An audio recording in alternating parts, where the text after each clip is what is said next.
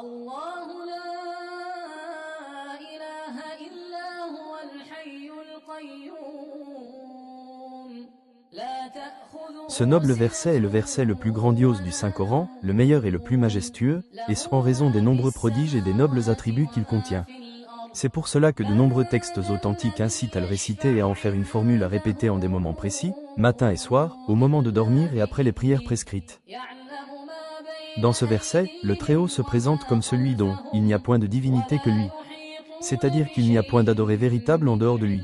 Il est le vrai Dieu à qui toutes les formes d'adoration, d'obéissance et de divinisation doivent être consacrées, et ce en raison de sa perfection et de la perfection de ses attributs ainsi que de l'immensité de ses bienfaits. En raison aussi du fait que l'homme mérite d'être le serviteur de son Seigneur, appliquant ses directives et se détournant de ses interdits. Tout ce qui n'est pas notre Créateur est vain. L'adoration d'un autre que lui est une chose vaine, car ce qui n'est pas lui est créé, imparfait, dirigé et pauvre à tout point de vue.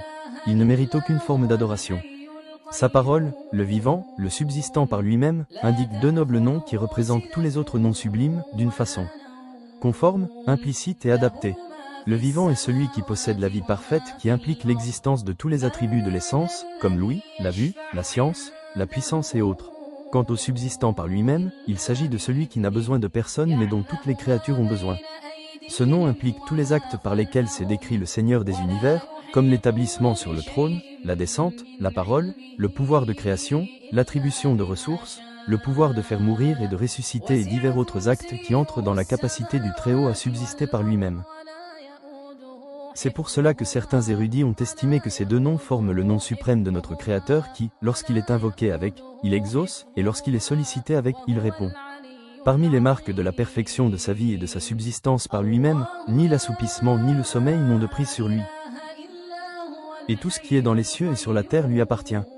C'est-à-dire qu'il est le propriétaire de tout ce qui existe dans les cieux et sur terre, alors que tout ce qui n'est pas lui est sa propriété.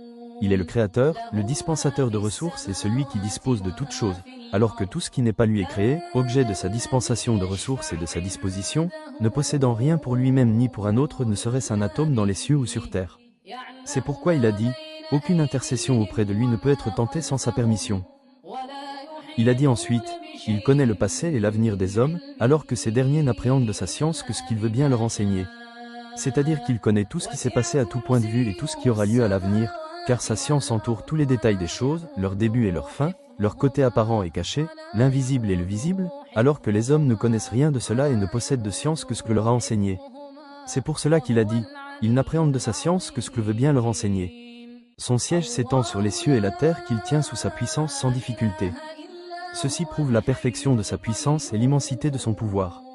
Si tel est le cas de son siège qui s'étend sur les cieux et la terre, alors qu'il n'est pas la plus grande de ses créations, qu'en est-il de son trône dont lui seul connaît l'immensité?